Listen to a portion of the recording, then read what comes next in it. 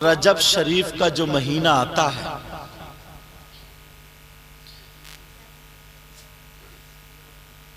ज्यादातर उलमा ने ज्यादातर जो लिखा है, मुहद्दिस देहलवी ने भी 15 तारीख लिखी है।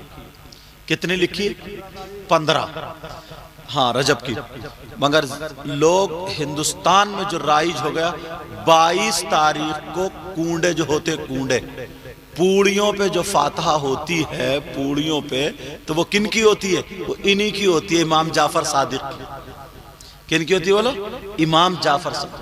हालांकि पूरे महीने में पहली तारीख, दूसरी तारीख, तीसरी, चौथी, पांचवी, किसी भी तारीख को अगर आप पूरी करके या किसी भी खाने पे जलेबी वगैरह कुछ पे भी अगर फातहा पढ़वाएंगे तब भी जायज है, तब भी हो सकती है। समझ में आ रही है ये? हाँ, ये नहीं है कि साहब 22 को ही होंगी। समझ में आ रही? ये नहीं है कि 22, और अगर किसी ने 22 को भी करा ली तब भी हो जाएंगे। और सिर्फ इसी महीने की बात नहीं कर रहा हूं, पूरे साल में अगर किसी दिन भी किसी भी बुजुर्ग की, किसी भी अल्लाह वाले की अगर फातहा कराओगे तो वो फातहा क्या होगी बोलो? हो जाएगी। समझे? वो जायज है। हम लोग क्या है, फातिहा वाले। पहले से बिरयानी पकी खा रहा था, लेकिन सामने रख के जब फातहा पड़ी गई तो कुछ लोग वो फातहा का खाना नहीं खाते हैं। ऐसे भी लोग हैं। उनसे एक बात पूछो, लड़ाई झगड़ा नहीं।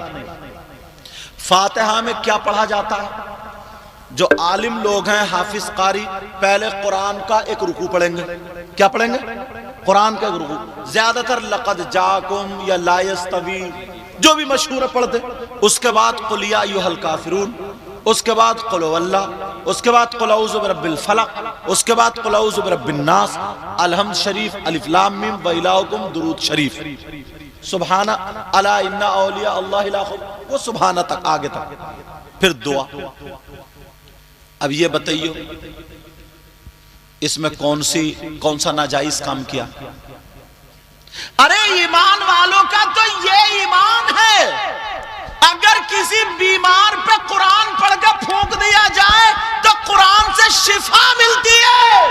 क्या बात है, सुभान अल्लाह। और अल्लाह खुद फरमाता वनुनज़्ज़िलु मिनल कुरानि मा हुवा शिफा। समझ में आ रही है? मगर पहले बिरयानी खा रहा था, वही चावल खा रहा था, अब कुरान पढ़ गया तो इसके लिए नाजायज हो गया। अब हमें पता मिल गया, अगर जिस खाने पर बिस्मिल्लाह अल्लाह का नाम ले दिया जाए वो खाना शैतान नहीं खाता, मुसलमान खाता है। क्या बात है, सुभान अल्लाह। नारे तकबीर, नारे रिसालत, नारे गौसिया, मसलके आला हज़रत। समझ में आ रही बात? तो किसी भी अल्लाह वाले से नफरत दिल में नहीं। नफरत किसी के चक्कर में मत पड़ियो। कोई भी अल्लाह वाला हो, किसी भी सिलसिले का हो, अगर वो सिलसिला हक है तो, और वो अल्लाह वाला है तो वो हमारे सर का ताज है। समझ में आ रही बात? मगर मैं नकलियों की बात नहीं कर रही हूं। कुछ लोग ऐसे भी हैं जो घरों में मजार निकाल लेते हैं, यार ये भी गलत कर रहे हैं। कुछ लोग ऐसे हैं जो खेतों में मजार निकाल लेते हैं और औरतें झूम रही हैं। ये तो हर जगह झूमेंगी, इनको तो छोड़ ही दो। और फिर लोग दलील बनाते, अगर यहाँ कोई नहीं है। किसी ने ख्वाब में देखा, एक साहब ने बना लिया रुद्रपुर में। मैंने पूछा क्यों बनाया? बोले वो मुझे बशारत हुई थी, बशारत। मैंने ख्वाब में देखा। मैंने कहा तूने कभी ख्वाब में ये नहीं देखा कि छत पे से कूद जा, तो कूदता तेरी टांगे टूट जाती। तुझे बशारत यही हुई? ये बशारत नहीं हुई 2 बीघे जमीन तू मदरसे को दे दे या मस्जिद को दे दे। तुझे ये बशारत नहीं हुई कि 5 वक्त की नमाज पढ़े। तुझे ये बशारत नहीं हुई गरीबों की बच्चियों की मदद करे। तुझे ये बशारत नहीं हुई कि लोगों के काम में आ जाए? बशारत अगर हुई तो मजार बनाने की। कब बीबी ने ख्वाब में देखा 9 गज वाले मियां ने है यहां पे, नपाई भी हो गई साहब। अगर मान लो मसला सुनो पहले, मान लो अगर किसी ने ख्वाब में देख ही लिया, चलो थोड़ी देर के लिए मान लो, अगर किसी ने ख्वाब में देख लिया तुम्हारे लफ्जों में बशारत हो गई और उसने अपने घर में ख्वाब की बिना पर मजार बना लिया, तो अब मुफ्तियाने किराम से पूछो, पूरी दुनिया के मुफ्तियों से मसला पूछ लो, अगर गलत साबित हो जाए तो मुझे पकड़ लेना। अब पूछो, वहां पे मजार नहीं था, वहां पे कोई दफन भी नहीं हुआ, और अगर किसी ने ख्वाब में देख लिया और ख्वाब की बिना पर अगर उसने वहां पे मजार बना दिया, तो ऐसे मजार पर मजार समझ के उसे सलाम करना जायज नहीं है, उस पे चादर चढ़ाना जायज नहीं है, मजार समझ के कुरान खानी करना जायज नहीं है, मजार समझ के वहां पे उस पर उर्स करना जायज नहीं। इसलिए हमारा इस्लाम सच्चा, हमारा कुरान सच्चा, हमारा दीन सच्चा, हमारा मजहब सच्चा, हमारा इस्लाम सच्चा, और इस्लाम को मानने वाला मुसलमान सच्चा। सुभान अल्लाह, सुभान अल्लाह, बहुत अच्छा। समझ में आ गई बात? यार पता नहीं लोग कैसे, इसी वजह से लोग हम पे उंगलियां उठाते हैं। करतूत ये लोग करते हैं और भुगतना हमें पड़ता। कोई मौलाना, चाहे वो बरेली से ताल्लुक रखने वाला हम जैसा रज़वी, कोई मौलाना ये नहीं कह सकता कि औरतों का मज़ारात पर जाना जायज है। किसी ने किताब में नहीं लिखा है, और हम तो खुल के बोलते हैं। तकरीरें सुनियो हमारी, कितना खुल के बोलते हैं। दूसरे लोग इतना खुल के नहीं बोलते जितना हम लोग बोलते हैं, मगर फिर भी उंगलियां हम पे उठाई जाती। हमारे पास सऊदी अरब से कोई अगर औरत थी, वो पागल बेहोश या उस पर क्या असर था, बस बाल खोले उसने और झूमना और मजार पे सजदा टेके पड़ी है, पटक रही है, उसने उतनी क्लिप बना ली और क्लिप बना के सऊदी अरब भेज दी कि देखो ये पूजा जा रहा है, सजदे किए जा रहे हैं, और अल्लाह के अलावा किसी को सजदा जायज नहीं। अब वहां से हम लोग, जो लोग काम कर रहे हैं, जो जानते हैं कि सैयद साहब की तकरीर होती, तो वो लोग हमारे पास क्लिप भेजते हैं, हजरत ये देखिए, सिर्फ उतनी बना ली उसने। अब बताइए क्या होगा?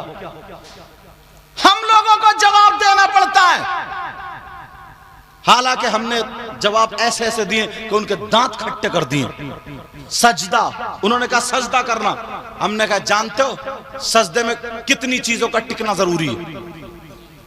सजदे में 7 चीजों का टिकना जरूरी है, 7 चीजों का, और उसके लिए कुछ शराइत होते हैं। एक तो ये कि उसका मुंह किबले को हो, काबे को हो, और दूसरा ये उसके 7 चीजों का टिकना जरूरी है। 7 चीजें कौन कौन सी है? ये दोनों पांव, ये अंगूठा और इसकी बराबर वाली उंगली, इनका पेट, घुटना, 4 हो गए, हाथ 6 हो गए, और ये पेशानी और माथा, नाक और पेशानी एक ही है, क्योंकि एक ही हड्डी में एक साथ है। कितनी हो गई बोलो? ये 7 चीजें, तब सजदा माना जाएगा। तब अगर तुम नमाज पढ़ रहे हो, तुम्हारी नाक नहीं टिक रही है, किसी आलिम से फतवा ले, इसका सजदा नहीं माना जाएगा। कितने हैं नमाज पढ़ रहे हैं, उन्हें पता ही नहीं है, पांव टांगे पड़े ऐसे जैसे तराजू तोल लिया है, और नियत बांधेगा तौबा तौबा, पीछे रहोगे अल्लाह ऐसे झुक रहा, फिर मारेगा यूं करके ऐसे, ये नियत बांध रहा है। ढंग नहीं, 40-40 साल का होगा, 50, वुजू बनाने का ढंग नहीं साहब। उस पे मस्जिद के वुजू खाने वुजू बनाएगा, मुंह पे फुर फुर फुर फुर पूरा भिगो लेगा, ये भी बराबर वाले को भी। और मसा हजरत मसा पता ही नहीं है होता क्या। कहले पानी लेगा तो यहां से शुरू करेगा,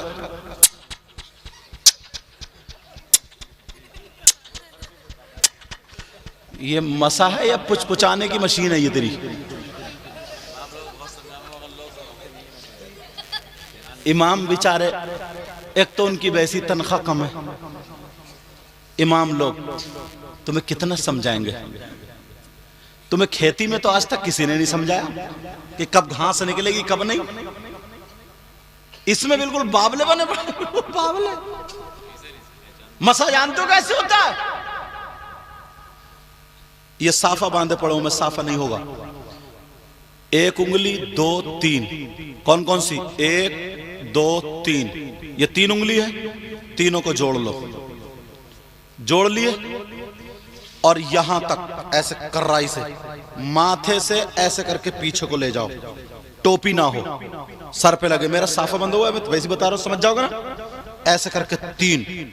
अब ये यहां तक पेट लग गया इनका, उधर से ये उंगली छोड़ दो, हथेली लेकर के आओ, ऐसे हथेली लेकर के आए। अब ये उंगली बची, ये कान में यहां पे, ये अंगूठे बचे कान के पीछे। अब ये पुश्त बची, ये यहां की गर्दन, ऐसे मत करिए, ये कुर्बानी में होता है बहुत सारी। ये यहां गले का मसा मकरू है, समझे? इन्हें काफी पता। अच्छा हाँ, सही कह रहे, समझे? यूनुस साहब किबला जानते हैं, समझे? इब्राहिमपुर में इनसे मुलाकात हुई, बात तो ऐसे करते हैं, यूं यूं कर, ये मकरू है। तुम अभी क्यों कर रहे हो? और कुछ लोग करते बस, खत्म मसा। चौथाई सर का मसा फर्ज है, पूरे सर का सुन्नत है। समझ में आ रही है? अब मसा करोगे ढंग से, नियत बांधोगे, नियत बस जैसे हाथ है ना, इसी हाल में उठा लो। ये हथेली काबे को हो जाए, ये अंगूठे की कान की लो जो गद्दी होती है ना, ये छू जाए। छूने के बाद इमाम आजम के नजदीक बता रहा हूं, ये उंगली और ये अंगूठा ऐसे करके गट्टा पकड़ो, और पकड़ने के बाद ये 3 ऊपर रखो। ये हो गया अल्लाह, क्या बन गया ये? और नाफ के नीचे ऐसे करके बांध लो, और वहां पे देखो जहां तुम्हारा सजदा टिकेगा। ऐसे नहीं है नियत बंद रहे, पंखे गिन रहे।